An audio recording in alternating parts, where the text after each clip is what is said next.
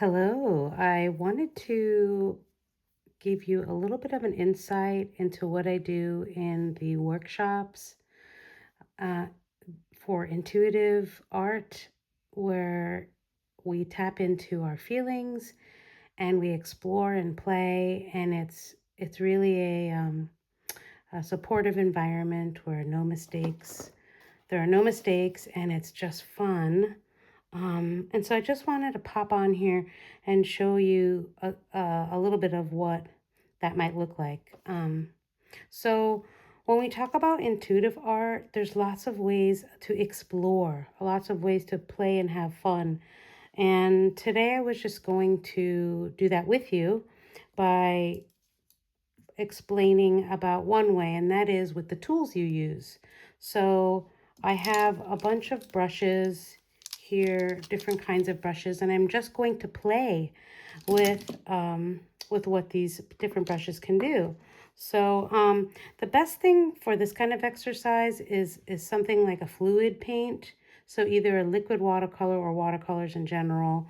I have a fluid acrylic here, and these here are acrylic inks. I believe the fluid acrylics are a little bit more pigmented, so they're a little bit more um, opaque, but it doesn't matter. And the key is just to pick colors that resonate with you. So just by looking, I think I've always been drawn to Payne's Gray. It has just a little quality of depth to it, and I like bright colors, so a bright yellow would be good. And just pick, one or two or possibly three. I might pick another one. And there's really no rules to it. I have a couple of cups of water here to clean my paintbrushes because they can get dirty pretty quickly. And then somewhere to put your paints. I don't care that I have this plate here. I have palettes also in different places, but the point is just to get something on your paper, just to have a little bit of exploration time. And I'll explain to you what I mean about feeling the process. So I'm just going to put a couple of these paints on a plate. Get my seat ready here.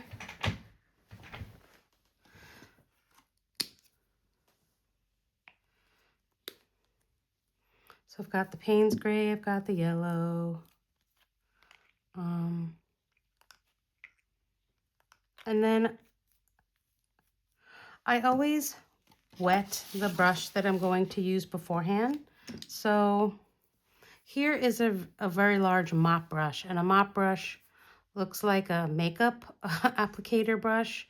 It's very fluffy, and that'll give a certain texture. So I'll wet it first, tap off some of the water, and then dip it into the Payne's Gray, and then I'll just kind of drag it, and then I'll see what it's doing. You can also dab it. Dabbing is fun. And then you can get a feeling of, if you like, either the movement that you're making, how you're holding the brush. So maybe you prefer to hold it like a pencil. Maybe that's not really feeling good to you. And maybe you do want to hold it sideways, and maybe you want to see what it will do for you holding it sideways. And it kind of gives it a little bit more moppy consistency when you do it that way. So that's one thing you can do. Again, this one is a mop brush. You can also go for a watercolor brush, which the watercolor brushes are rounded. And this is a Princeton Aquarelle. It's very large, but it also will be fun for that. And I'm going to dip that in the yellow.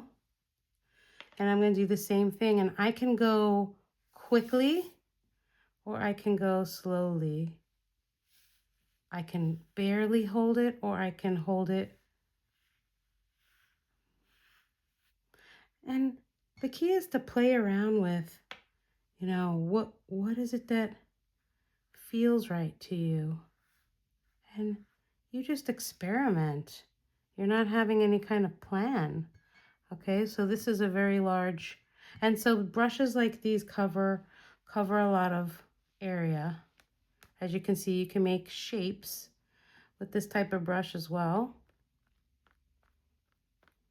Okay.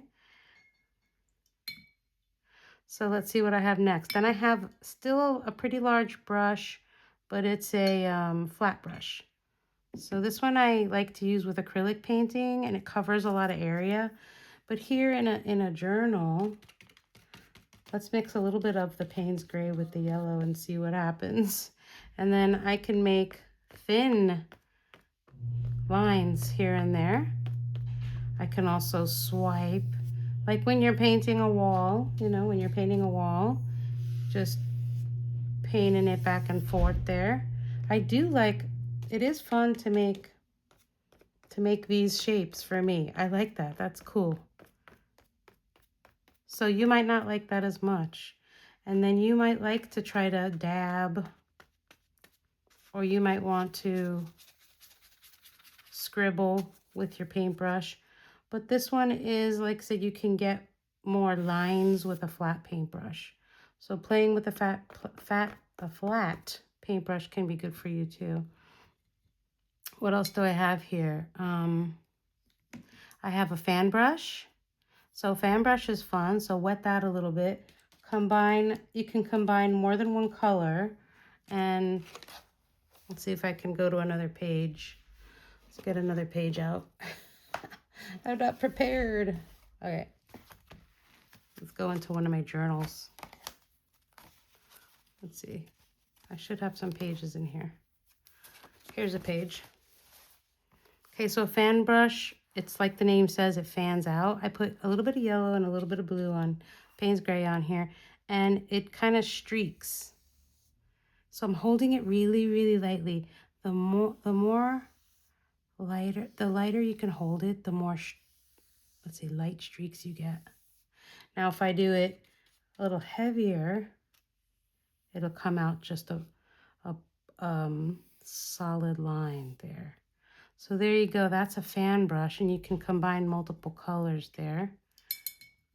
What else do I have here? I have a Chinese, oh gosh, I don't know what these are called. I forgot.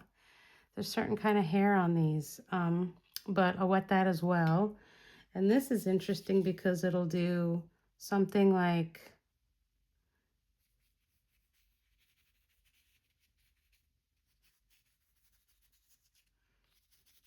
a little bit more scraggly, like even if you just brush it. So let's say you're just wanting to brush it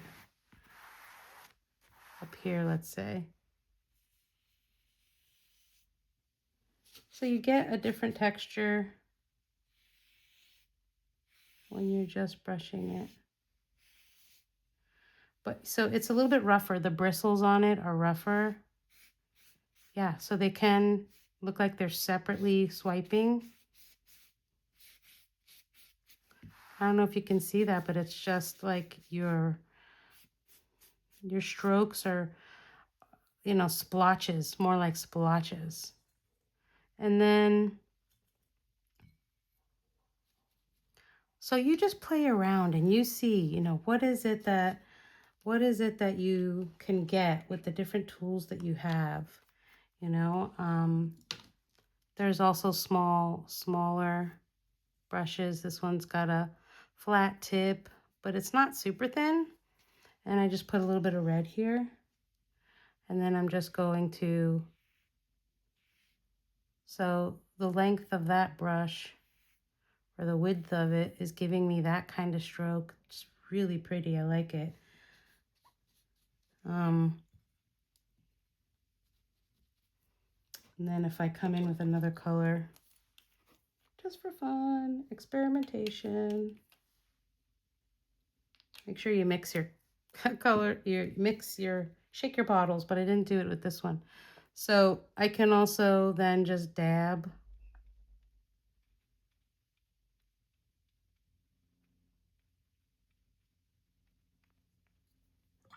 That was a light color, and I don't think I mixed it enough. But how about I do it with the red? There, you can see it there. So that's that. And then of course you have small brushes. So This is a very fine, yeah, I don't know, it's just called artist brush. I know these have numbers. Number 3, that's a number 3. You know, you can do that. So you can come into the small areas that you are, you know, in between other areas, and you can fill in different backgrounds. Let's say with smaller brushes, I like to go in with details, but it's experimentation, and it's all about seeing what you like. So it's about playing and having fun. So that's about it. I hope that you enjoyed these few minutes of experimentation and play and understanding what it is to do intuitive style art. Okay, take care. Bye.